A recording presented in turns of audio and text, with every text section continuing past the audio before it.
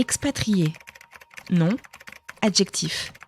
Vient du grec exo et patrida. Se dit d'un individu qui réside dans un autre pays que le sien.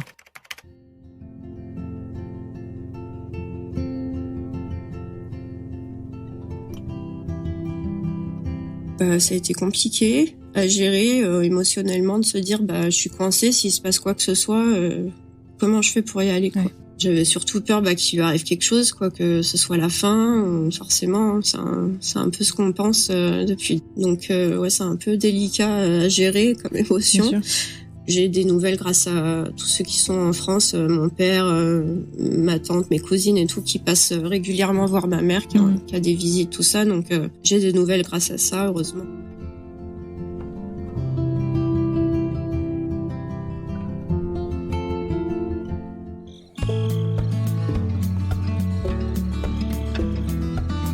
Partir vivre à l'étranger s'impose parfois à nous comme une évidence.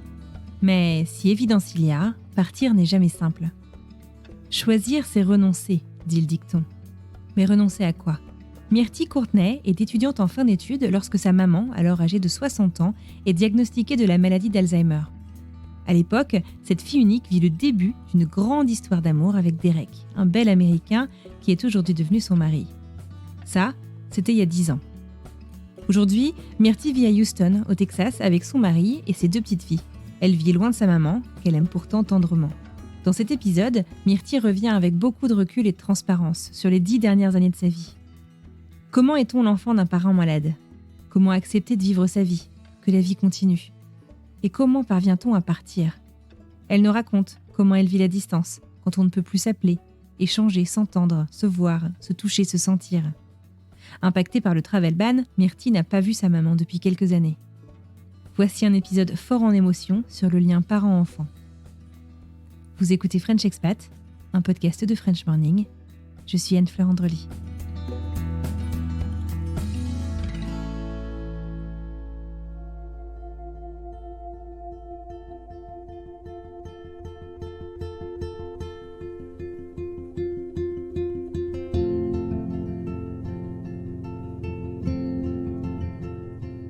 Aujourd'hui, c'est un peu un sujet douloureux parce qu'on va parler un peu de ma maman, notamment qui est malade.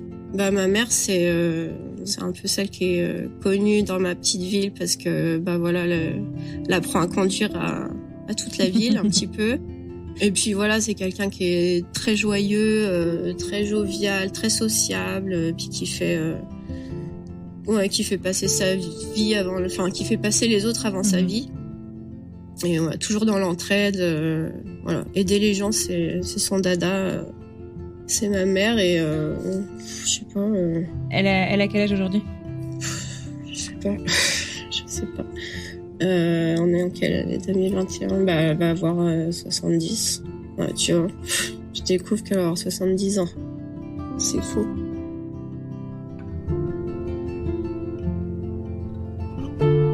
Moi, c'est Myrtille, j'ai 31 ans, j'ai grandi dans un petit village de l'Ain. Ça fait maintenant 4 ans qu'on est aux États-Unis avec Derek, donc du coup on a eu l'épisode il y a quelques mois. Je suis maman de 2 enfants, 2 petites filles, Emma et Mélina. Alors il y a Emma qui est née à Cannes en France qui a 5 ans, et il y a Mélina qui est née en Oklahoma et qui vient d'avoir 2 ans. Alors, pour retracer donc un petit peu l'histoire de ton expatriation, il y a tout pile 10 ans en fait, tu es en Bavière, 2011, tu participes à un stage intensif dans un resto étoilé en Allemagne, c'est là que tu rencontres Derek, 2014 que tu retournes en France et que tu t'installes à Cannes avec ton amoureux. Est-ce que tu peux me raconter justement un peu à quoi ressemble votre vie à ce moment-là ? On va commencer l'histoire à ce moment-là. Derek, il est parti un peu avant moi à Cannes, il est parti en 2013, en septembre 2013. Parce qu'il a trouvé du travail et moi à ce moment-là je comptais reprendre un peu mes études et j'avais trouvé une école vers Nice, donc on tapait un peu la Côte d'Azur. Du coup lui il a trouvé du travail assez rapidement parce qu'à ce moment-là il est devenu de manière légale pour travailler. Toi tu faisais des études de quoi toi à ce moment-là ? D'hôtellerie-restauration. Lui il travaillait, moi je voulais poursuivre un peu mes études en me disant c'est maintenant que je peux les faire, après ce sera trop tard donc... Voilà, j'ai essayé de viser cette école et du coup, il est parti en septembre à Cannes tout seul parce que du coup, moi, j'étais un peu bloqué avec les soucis de santé de ma mère. J'ai laissé partir et il a fait à peu près 6 mois. Septembre 2013, voilà, jusqu'à mars 2014, on était à distance, Cannes, et moi j'étais dans l'Ain avec ma maman.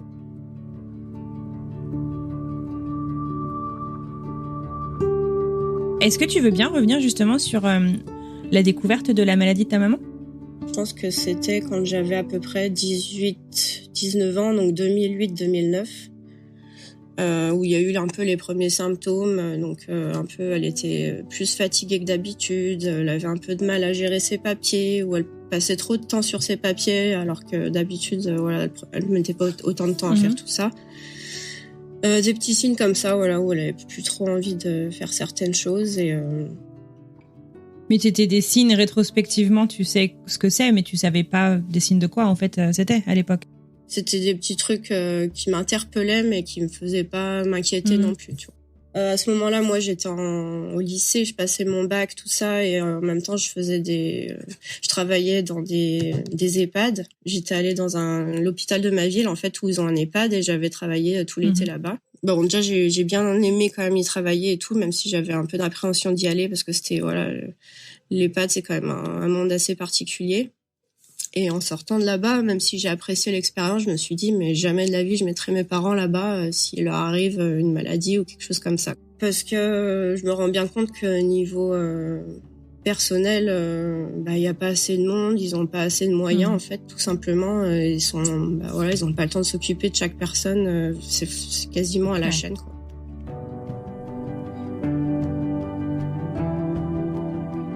Donc tu travailles dans cette EHPAD pendant 1 voire 2 étés. Tu commences tes études que tu fais donc dans l'hôtellerie après ton bac, pas loin de chez ta maman. Et c'est à ce moment-là que vous découvrez vraiment sa maladie, c'est ça ? Je sais plus si c'est cette année-ci, ma première année de BTS, ou si c'était ma dernière année de bac. Mais c'est l'un des symptômes qui m'a un peu vraiment mis la puce à l'oreille en me disant il y a un truc qui est pas normal. C'était à ce moment-là, je travaillais justement en EHPAD pendant mes vacances d'hiver. D'habitude, voilà, le réveillon de Noël, ma mère, mon père, ils sont plus ensemble, mais on fait toujours un Noël ensemble, etc. Et ils sont toujours à fond les ballons derrière les cuisines, à préparer les choses et tout. Donc, et là, je suis arrivée et ma mère, elle était pas du tout active, quoi. Elle était dans son fauteuil en train de faire la sieste. Et ça, moi, ça me choquait. C'était pas du tout son habitude, quoi. Pas du tout, quoi. Je suis avec ma mère, elle est toujours comme ça à fond. Et puis Noël, c'est important, donc voilà. Et là, je l'ai vue sur son fauteuil en train de faire sa sieste. Je me suis dit, mais qu'est-ce qui se passe? Puis elle avait pas envie, elle était pas là, quoi. Quand est-ce que ta maman, en fait, découvre ce dont elle souffre? Ou quand est-ce que vous découvrez justement ce dont elle souffre? Pendant l'année 2011 que vraiment là je me suis dit il y a quelque chose qui est pas normal. Donc en fait 2011 ce qui s'est passé c'est que avant mon stage en Allemagne, avant que je rencontre Derek, j'ai eu en fait une relation amoureuse qui s'est terminée mais pas très très bien et c'est là que je me suis dit ma mère elle est pas là quoi. Elle est pas là pour m'aider, elle était complètement dépassée par la situation et presque absente quoi. Et du coup, je me suis dit il y a quelque chose qui est pas normal et puis il y a eu d'autres signes, perdre ses clés, elle a eu quoi d'autre, toujours cette fatigue, le fait d'être perdue dans ses papiers, passer ses nuits jusqu'à 2h du matin à trier ses papiers sans finalement les trier, enfin brasser de l'air quoi. Puis ça a été de plus retrouver sa voiture sur le parking. Donc de là, je me suis dit faut qu'on fasse quelque chose. Enfin, faut qu'elle voie quelqu'un. Et j'ai commencé en fait à en parler à ma tante, donc la sœur de ma maman. Et j'étais à ce moment-là en stage en Allemagne. Du coup, j'étais déjà partie et je lui en ai parlé. Et je lui ai dit ce serait bien qu'elle voie quelqu'un, qu'elle fasse des tests quoi. Et c'est à ce moment-là qu'elle a commencé tout le processus. Pour se faire diagnostiquer, commencer à faire des tests basiques du style tu vas chez le généraliste et puis on te demande de te rappeler 3 mots et à la fin de la consultation on te dit alors c'est quoi les 3 mots que je vous ai dit en début de consultation et puis juste ça elle a pas su. Donc du coup ça a lancé le processus de faire des tests bien plus poussés. Et qu'est-ce qu'on soupçonnait alors à l'époque? Forcément ça, c'était Alzheimer. Quoi.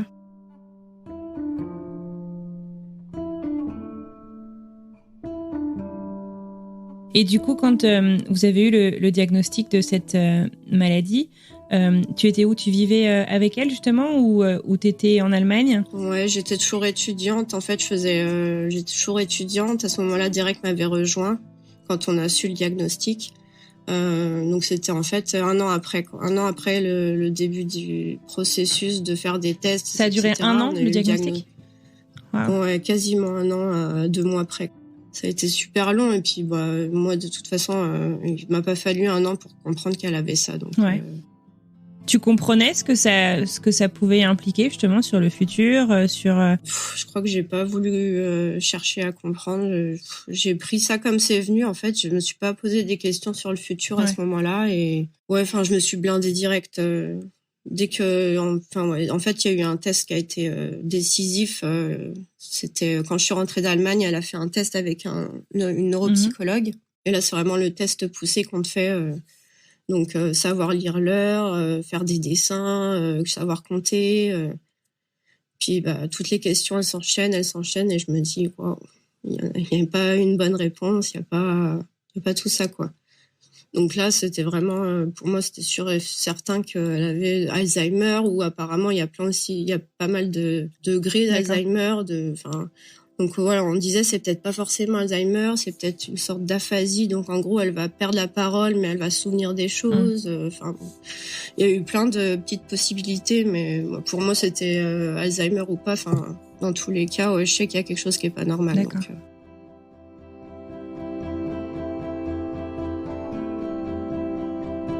Donc, Du coup, tu m'as demandé où j'étais quand j'ai appris le vrai diagnostic. Donc à ce moment-là, c'était en 2011, c'était en mai ou juin 2011. Et je m'apprêtais en fait à passer mes derniers examens de mon BTS, quoi. Il me restait un oral et c'était le lendemain, quoi. Et ce jour-là, ma mère, elle m'a appelé pour m'annoncer que tout simplement, le diagnostic qu'il était tombé, c'était Alzheimer. C'est ta maman qui te l'a annoncé? Ouais, elle me l'a annoncé par téléphone. Et en fait, ce qui était convenu avec ma tante, mes cousines, qui étaient dans la confidence de ça, parce que moi, j'étais en plein examen, donc je pense qu'elles m'ont un peu protégée sur ça. En fait, ma mère, ce qui était prévu, c'est qu'elle m'annonce ça après mes examens. Et là, je me suis dit, oui, elle a oublié. Donc, en fait, elle m'annonçait ça la veille de mon dernier oral. Donc, voilà. Moi, c'était le diagnostic qui était confirmé, mais c'était aussi la manière que ça a été fait et tout. Donc, je me suis dit, là, franchement, de toute façon, j'avais plus de doute. Mais ça m'a un peu blessée quand même. Oui, bien sûr. À ce moment-là, quand elle apprend le diagnostic, elle vient juste d'avoir 60 ans, en fait. À Derek, du coup, tu lui en as beaucoup parlé à ta maman depuis votre rencontre? Parce que ça fait quoi? Ça fait 1 an ou 2 que vous êtes ensemble à ce moment-là? Ça fait quelques mois qu'on vit ensemble. Mais de suite, je lui ai parlé que ma maman, il y avait quelque chose qui allait pas quand on était en Allemagne, que je sentais bien qu'il y avait quelque chose, puis que j'étais un peu tracassée avec ma famille à distance, à essayer de planifier, peut-être de lui faire passer des examens. Donc, il savait déjà tout ça. Et quand il est arrivé me rejoindre à Lyon... je crois que je lui ai dit tout de suite dans la voiture, tu sais, ma mère, je pense que c'est Alzheimer et j'en suis quasi certaine maintenant. Enfin, je le savais déjà, quoi, au fond de moi. Et à ta maman, tu lui en as parlé de Derek avant tout ça? Ouais, j'en avais parlé un petit peu. Je lui ai dit, tu sais, j'ai rencontré un petit Américain et puis je parle anglais et tout ça. Donc elle, tout ce qui était langue, elle était super attirée par les langues, l'espagnol, l'anglais. Enfin, ça la faisait rêver, donc... Mais c'était déjà un peu trop tard, quoi. Avant tout ça, vous aviez quel type de relation avec ta maman? Je dirais pas fusionnelle, mais on était proches, mais on se prenait quand même beaucoup, beaucoup la tête. Mais on était quand même solidaires, quoi. On était toutes les deux à vivre toutes seules, donc on avait quand même un lien particulier, solidaire entre nous, même si des fois, ça pouvait clasher, mais il y avait quand même de l'amour. Puis ma mère, c'était un peu... tout le monde la connaissait, quoi. Dans la petite ville où j'étais, elle était monitrice d'auto-école, donc elle a fait passer le permis à tout le monde, quoi. Les mamans, les enfants, les tantes, les machins, tout le monde est passé, quoi. Donc c'est vrai qu'elle était assez connue dans ma petite ville, puis par ses petites activités qu'elle faisait aussi, quoi.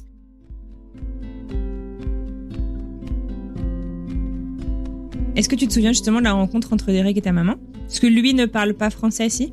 Ouais, très peu. quelques petits mots. Je me rappelle, déjà il est arrivé, les symptômes de ma mère, ils étaient quand même assez prononcés. Je me rappelle que par exemple, dès que je rentrais les week-ends de mes études, je rentrais tous les week-ends exprès parce que je voyais bien qu'elle avait de plus en plus de mal à se gérer elle-même, ne serait-ce que pour cuisiner et pour gérer son frigo. Tous les week-ends, je rentrais et je jetais plein de nourriture qui était plus bonne. Il y avait du grand laisser-aller. C'était pas du tout ma mère, quoi. Ma mère, elle était très rigoureuse, très organisée. Elle a rencontré direct à ce moment-là quand ça commençait déjà à pas aller trop bien, ou elle était plus trop là, quoi. Ouais, ça a été bien, mais je pense qu'elle a pas réalisé qui c'était, d'où il venait, tout ça, quoi.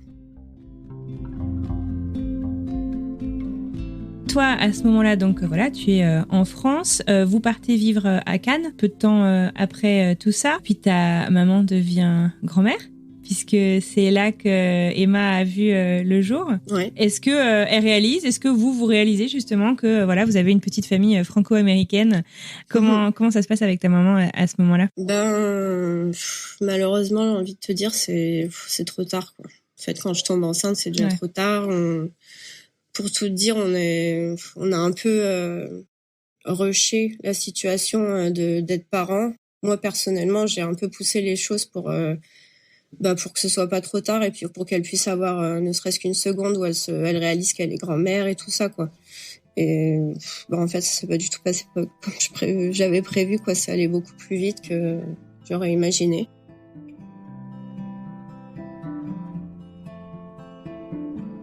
Fin de l'année 2014, on est obligé de l'hospitaliser, de la faire prendre en charge totalement, parce qu'elle est plus capable de se gérer toute seule, quoi. Puis moi, j'ai passé déjà 6 mois à distance avec Derek pour pouvoir m'occuper d'elle. Et après, on a trouvé, on a essayé plein de solutions pour la garder le plus longtemps à la maison, mais au bout d'un moment, on peut plus. Il faut quelqu'un H24 avec elle. Donc, que ce soit ses frères et sœurs, que ce soit moi, on a tous un peu notre vie et c'est un peu compliqué. C'est très lourd à porter. Puis c'est quand même, c'est hyper lourd, c'est ça. Donc, on fait le choix de la placer dans un EHPAD. Et ce qui a été le plus dur du coup pour moi dans cette histoire, c'est que l'EHPAD dans lequel elle va, c'est en fait le même où je travaillais et pour lequel je te disais que j'ai bien aimé y travailler, mais je me suis rendu compte de plein de choses et j'avais dit en sortant à mes parents que jamais je les mettrais là-dedans, quoi qu'il arrive, quoi. Sauf que j'avais pas pensé que ça arriverait 2 ans plus tard avec ma mère et que à cet âge-là, j'étais en plein dans mes études et donc il y avait pas d'autre choix que de malheureusement la placer dans l'endroit où j'avais juré qu'elle irait jamais. C'est comme un échec pour moi à ce moment-là parce que tu promets quelque chose et au final tu peux pas tenir ta promesse, t'as pas le choix. Il y a très peu de solutions qui s'offrent à nous à ce moment-là, donc on est obligé de choisir cette solution et ça fait mal, quoi. Ça fait mal de se dire, mais tu sais très bien ce qui l'attend là-bas et tu peux rien y faire, quoi. Voilà, c'est un sentiment d'échec parce que je foire ma mission et puis c'est aussi un sentiment où t'as pas le choix, donc tu peux rien y faire.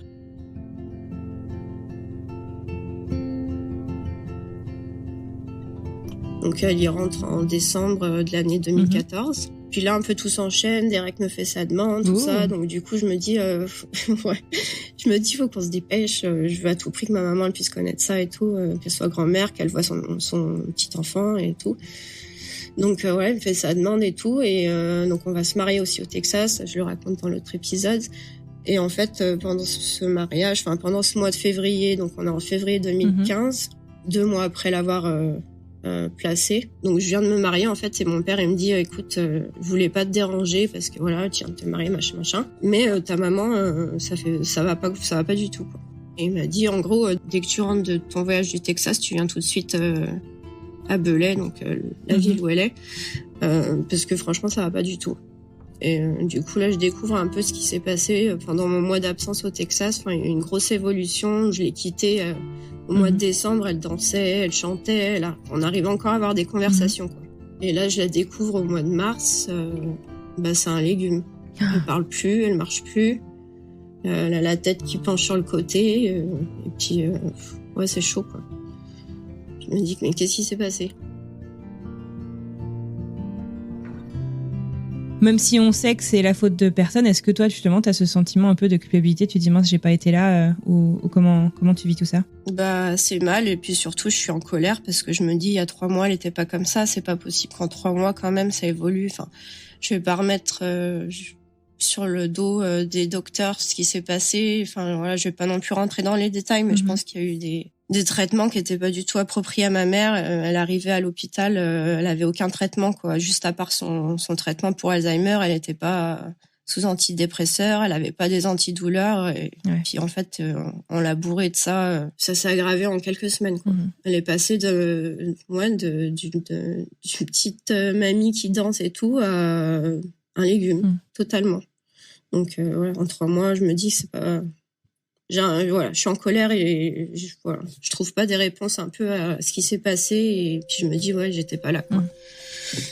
J'étais pas là, j'étais loin et tout, donc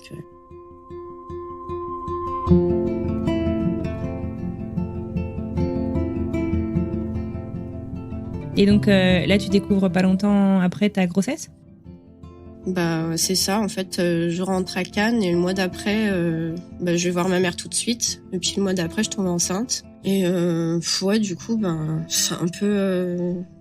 je suis contente, mais voilà, je me dis c'est trop tard, quoi. C'est trop tard de fou, quoi. Et puis dans ma tête, là, à ce moment-là, on se dit, elle va... Enfin, en plus, elle a fait des complications derrière tout ça. Elle a fait une fausse route qui lui a fait faire une infection pulmonaire et tout.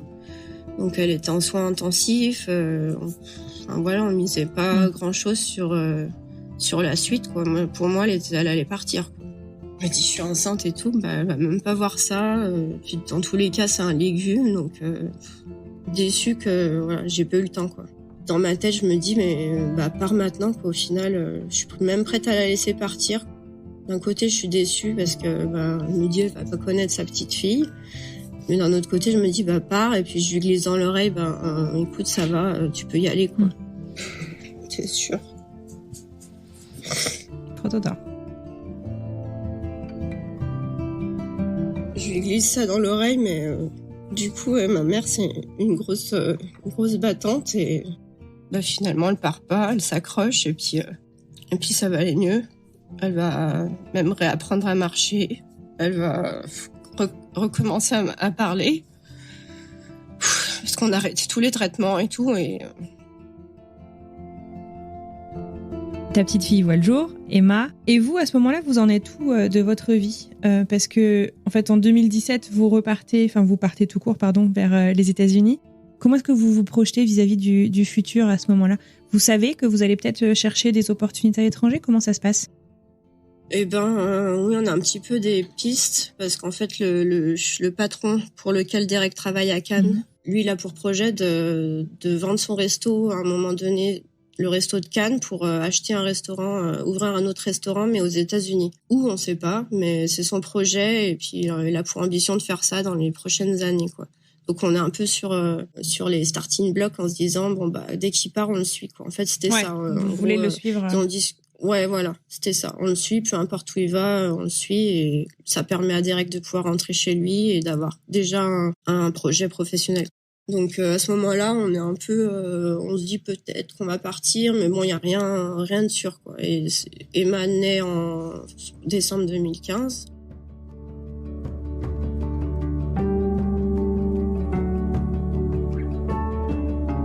Comment est-ce que ça se passe, ce départ? Et quand vous vous projetez justement dans ce futur, peut-être à l'étranger, vers les États-Unis, avec le patron de Derek, j'imagine que tu penses aussi à ta maman. Comment? J'imagine que c'est pas une décision, c'est ni une réflexion facile, et encore moins une décision facile à prendre. Comment ça s'est passé? Ça s'est passé en plusieurs étapes, donc on a eu le temps d'appréhender un peu la chose. Et puis déjà, moi, dès que j'ai rencontré Derek, dans ma tête, je savais qu'à un moment donné, il allait se passer qu'on allait rentrer aux États-Unis. Ouais, tu le savais, d'accord. Ouais, j'en étais sûre. Je me suis dit, il va pas rester toute sa vie en France et à un moment donné, il va vouloir rentrer. Et puis, moi, par la même occasion, ça me dirait bien d'aller aux États-Unis, quoi, finalement, et puis de voir un peu comment ils vivent. Puis donc voilà, quoi. Donc on a eu le temps de se préparer. Ouais, de nous préparer et puis de préparer un peu nos proches, même si je pense qu'ils ont été assez choqués quand finalement ça se fasse. Ah ouais. Parce que je pense qu'ils étaient plus, oui, bon, ils disent ça depuis des années, puis bon, ils sont toujours là, quoi. Puis un jour, on part dans 6 mois. Donc voilà, ça a un peu choqué certaines personnes, mais bon.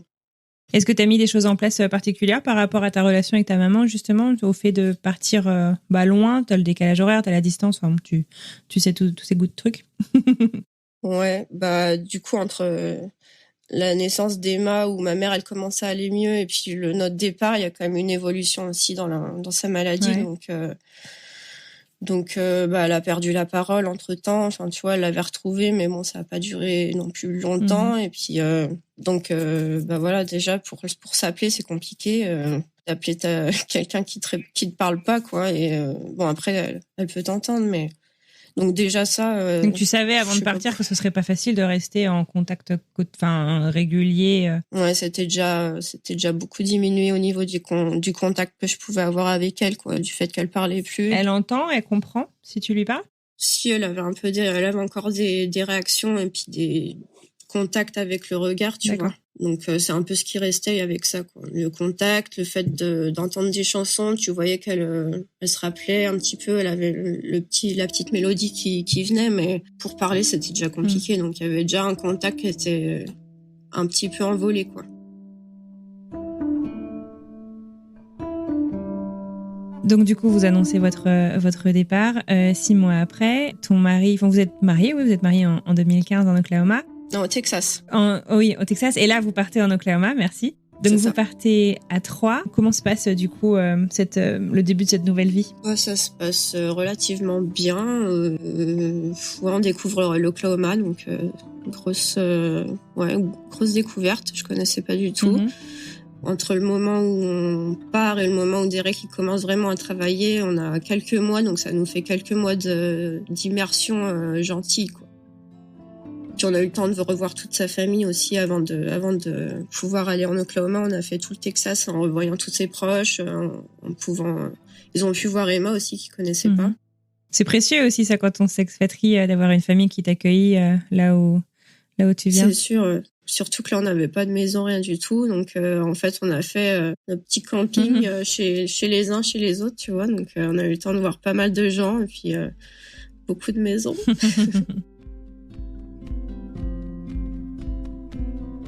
Et toi, à l'époque, d'un point de vue immigration, t'étais sur quel visa? En fait, on avait lancé les démarches avant de partir en France pour faire une demande de green card, vu que j'étais mariée déjà et en plus sur le territoire américain. En fait, on est arrivé en Oklahoma et on a tout refait. On a refait une autre demande, quoi, parce que c'était compliqué le fait d'avoir changé de pays, enfin d'adresse et en plus de pays. Ouais.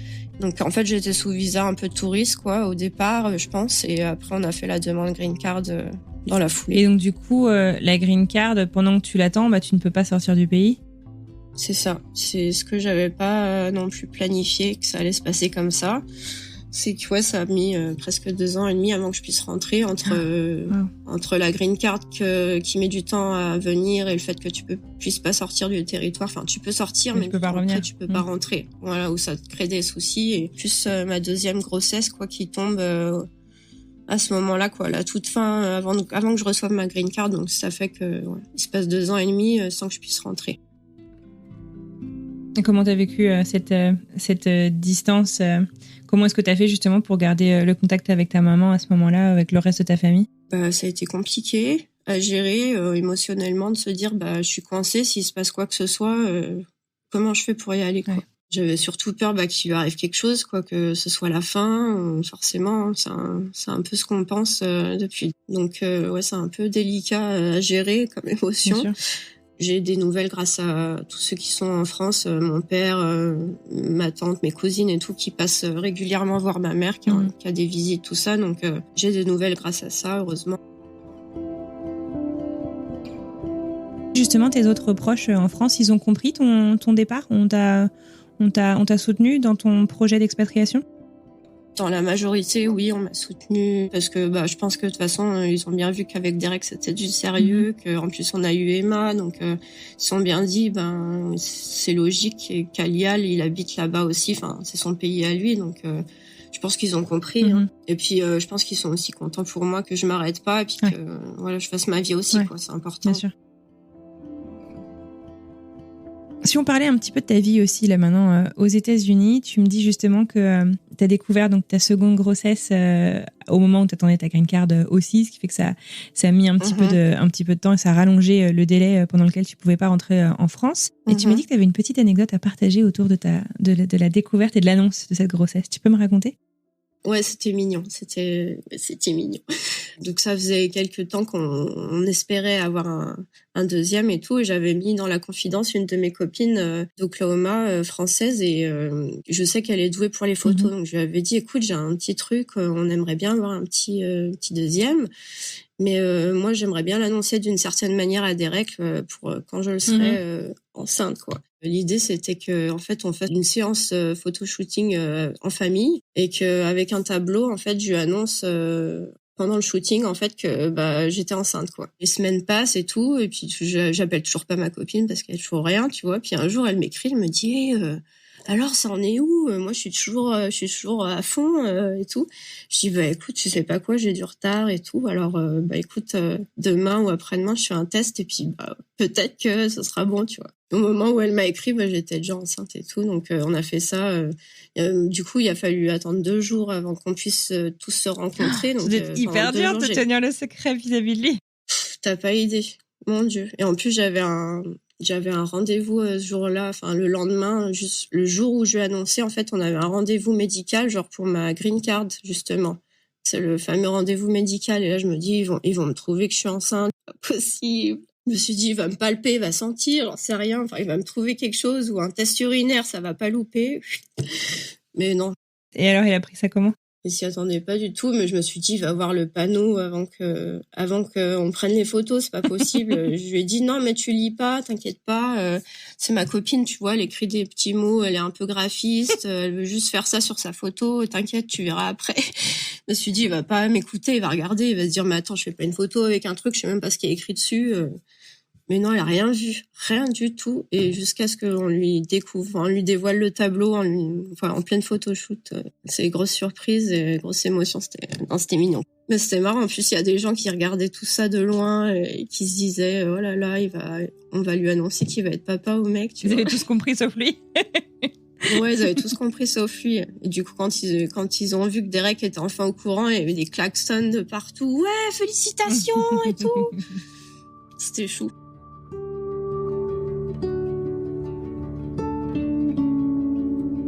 Tu me disais justement, quand tu partageais un peu par écrit ce dont on allait parler, qu'une de tes plus grandes difficultés, c'était vraiment de laisser tes proches derrière toi dans toute cette expatriation, d'avoir été aussi obligé, on en a parlé, d'attendre si longtemps ta green card et donc de pas pouvoir rentrer en France. En plus, la crise actuelle fait que c'est un peu comme une deuxième green card là que tu te fais, ma pauvre, sur les délais. Comment tu vis tout ça et t'en es où aujourd'hui là du coup ? C'est vrai qu'avec la situation actuelle, je me retape une autre green card dans la tête là un petit peu parce que tu peux pas trop rentrer. Après il y a eu cette histoire de tu peux rentrer uniquement si quelqu'un décède dans ta famille, tu vois. Donc j'ai pas vécu très bien cette période pour tout te dire. C'est vrai que c'est délicat que ce soit ici parce que moi d'un côté je peux pas rentrer, mais dans l'autre sens ma mère elle est aussi pénalisée dans le sens où elle a plus de visites et enfin tu vois ça a été des mois sans visite, après on réouvre les visites, après on referme, on réouvre, on referme, enfin tu vois. Enfin, du coup je culpabilise de fou pour elle en ce moment en me disant elle est toute seule quoi. Et elle est pas la seule, mais voilà ça me fait mal en plus de me dire que personne peut aller la voir quoi. Et en plus, ma mère, elle a eu le Covid l'automne dernier. Donc ça aussi, ça a été assez stressant. Mais bon, comme d'habitude, elle a survécu à la chose, tu vois. J'ai l'impression qu'il y a rien qui peut l'atteindre. Donc tu vois, elle est encore là. Pas d'amélioration forcément, mais il y a pas de... Ça fait des années qu'elle est sur un niveau constant, quoi. Il n'y a pas de dégradation. Voilà. Tu penses pouvoir retourner la voir dans les mois qui viennent ou... J'espère, après, j'espère. Ouais. Après, c'est aussi une question de budget et c'est vrai que ça aussi, le fait de rentrer en France, c'est quand même un coût financier. Je suis rentrée, c'était en 2019, je crois, quand t'as lancé le podcast d'ailleurs. Est-ce que t'as une idée de à quoi ressemblerait ta vie si t'étais pas partie ? Bonne question, hein, franchement. Dans ma tête, je pense que je serais partie quoi qu'il arrive, avec ou sans direct. Enfin, ça faisait déjà des années que je me disais, il faut que je parte dans un pays étranger. C'était vraiment... Pourquoi ? En fait, quand je suis arrivée dans mon BTS d'hôtellerie-restauration, dans les premiers jours, on a eu, tu vois, des explications. Ils te présentent un peu ton cursus, quoi, comment ça va se passer. Et en fait, je me suis rendu compte que l'hôtellerie-restauration, tu peux trop voyager, en fait. Parce que moi, j'avais trop envie de partir 1 an quelque part, genre l'Australie, tu vois, c'était à la mode à l'époque, ça l'est toujours. Mais du coup, je me suis dit, pourquoi pas combiner et les études et, enfin, tu vois, si ça peut me permettre de partir à l'étranger, tout de suite, ça m'a bien plu. Ouais.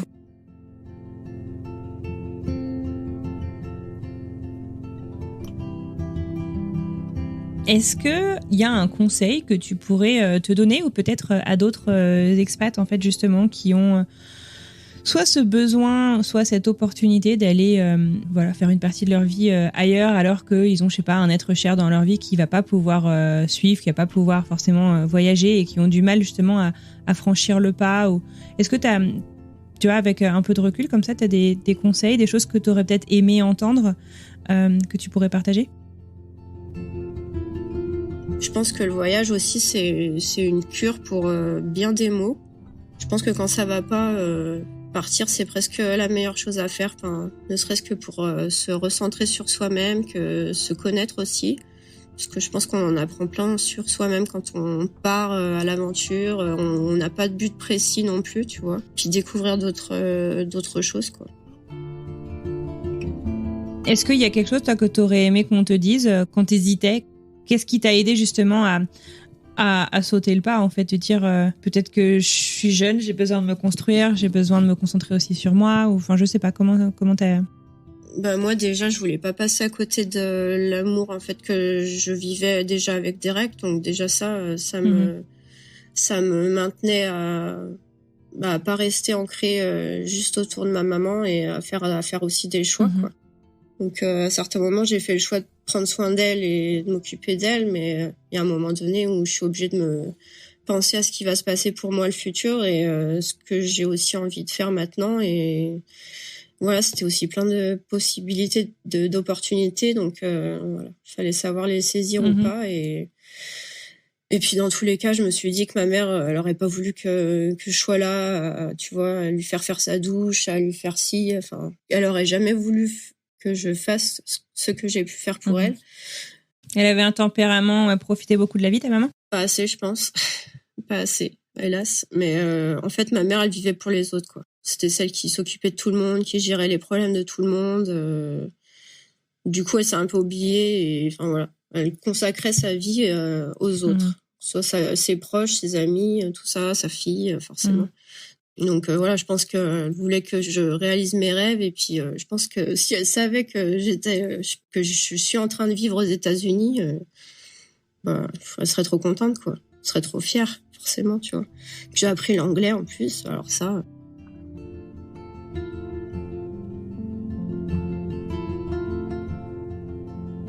Si tu penses, enfin si elle comprenait là ce que tu dis, tu lui dirais quoi ? Tu lui dirais un petit mot ? Tu dirais quoi ? Forcément qu'elle me manque, hein. Dans tout ce qui vient tout de suite, c'est qu'elle me manque. Tu vois, j'aimerais trop que des fois elle m'appelle ou, tu vois, c'est con, mais c'est pas con du tout. Toujours, non, mais tu vois, quand tu reçois un appel et tout, tu te dis peut-être que ça va s'écrire maman et tout, que ça va appeler, tu vois, mais non, mais donc forcément c'est un peu compliqué sur ça, mais elle me manquait tout. Mais après, j'aimerais certainement la remercier, tu vois, pour faire en sorte que finalement j'étais préparée à ce que j'allais plus ou moins vivre, même si elle n'avait pas prévu qu'elle allait être malade, mais au moins elle m'avait préparée à la dureté de la vie, tu vois. Donc pour ça, ouais, je je suis reconnaissante de m'avoir donné un peu de force, hein, sa force à elle, quoi. Parce que c'est toujours le cas, quoi. Elle est toujours là. Elle est plus là, mais elle est toujours là. Enfin, tu vois, c'est un peu compliqué aussi. Bah ouais, j'imagine. En tout cas, t'es hyper forte. Tu me touches beaucoup dans ton témoignage. Je suis désolée si je suis pas au taquet, mais je suis très touchée. Je pense que on s'identifie tous en fait un minimum, même si nos parents, nos proches ne vivent pas la même maladie. On peut pas s'empêcher en fait de se poser la question qu'est-ce qu'on ferait, et en fait il y a pas de, voilà, c'est ce que tu nous dis, quoi. Il y a pas de recette, il y a pas de mode d'emploi en fait. On aimerait bien qu'il y ait un mode d'emploi qui nous dise quoi faire, comment gérer, comment faire tout ça. Donc franchement, merci beaucoup de prendre le temps, même si je sais que ça remue des choses pas faciles, de nous raconter ton histoire.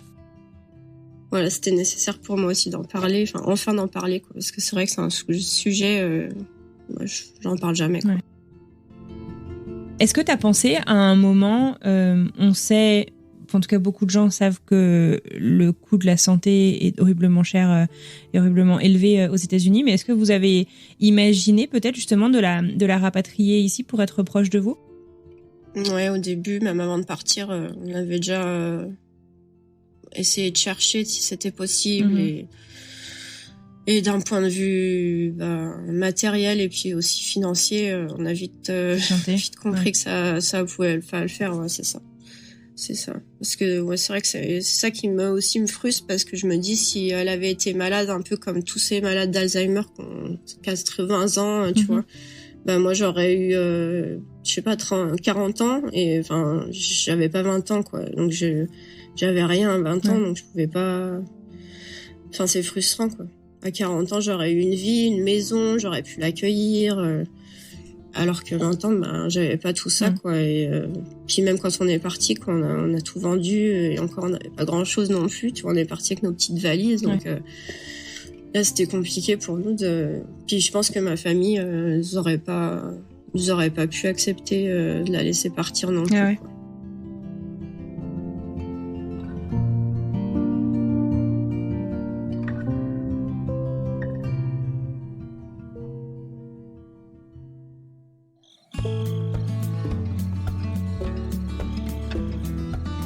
Merci du fond du cœur à Myrtille pour ce moment passé avec nous.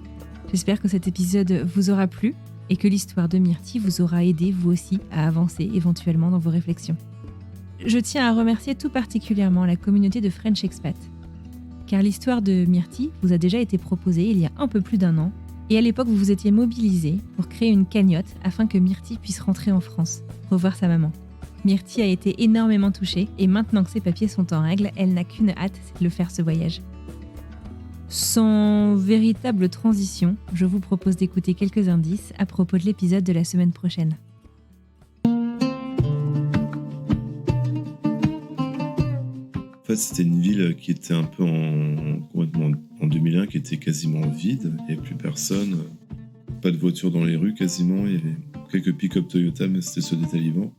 Et quand je suis arrivé, les gens revenaient, des gens qui avaient fui le pays pendant les talibans qui revenaient. Il y avait un exode rural aussi, des gens à la campagne qui n'avaient pas de boulot, qui allaient à Kaboul pour tenter leur chance. Donc tu avais un exode migratoire vers la capitale assez important, et la ville est passée de 1 million d'habitants à 5 millions d'habitants en 5 ans, quoi. Donc, beaucoup de travaux dans tous les sens. Le vieux Kaboul, il y a des endroits qui sont assez rustiques, tu as des petits trucs, des maisons en pissé ou en terre crue avec des petites échoppes, t'as des petits marchés, le marché aux oiseaux où les gens vendent des oiseaux, c'est assez mignon. Je crois que le plus fou de fou, c'était en rentrant dans l'aéroport, à l'entrée. Donc déjà, on est allé de l'hôtel à l'aéroport escorté par les talibans, du coup. Et après, en fait, t'avais l'extérieur de l'aéroport qui était sécurisé par les talibans, le nouveau gouvernement, et l'intérieur qui était sécurisé par l'armée américaine. Et donc en fait tu vois les talibans et les Américains qui se sont quand même entretués pendant 20 ans, qui sont à 10 mètres l'un de l'autre et qui travaillent ensemble. Ouais, c'est complètement fou. Et nous on est arrivés, on était juste derrière une voiture de talibans, et il y a trois soldats américains qui sont venus nous chercher. On était dans la foule avec tout le monde parce que on pouvait pas rentrer en voiture. Et ils sont venus nous chercher, donc littéralement passé à côté d'un soldat taliban. Enfin bref, c'était vraiment fou. Et quand on est rentré dans l'aéroport, et donc là il y avait que c'était les Américains qui géraient le checkpoint auquel on était. Je discutais avec les soldats qui ont fouillé nos valises pour le coup de fond en comble, et qui disaient que c'était complètement pour eux c'était complètement surréel, quoi. Et moi je me souviens, ce qui m'a marqué ce jour-là, c'est qu'en fait les talibans c'est des ados, quoi. C'est des mecs, enfin pas tous, mais je veux dire, la plupart des gars qui étaient là, ils avaient je sais pas, ils devaient avoir 16, 18, 20, plus jeunes que moi, quoi. Et dans l'aéroport c'était pareil en fait. Les soldats américains c'était aussi des mecs hyper jeunes en fait. Ça m'a marqué, je me souviens me dire mais c'est quand même bizarre, quoi. C'est en jeune, quoi. Enfin, c'est qui tous ces jeunes avec des flingues? Mais bon, on a eu de la chance, on a réussi à partir, et ça s'est bien passé, ouais.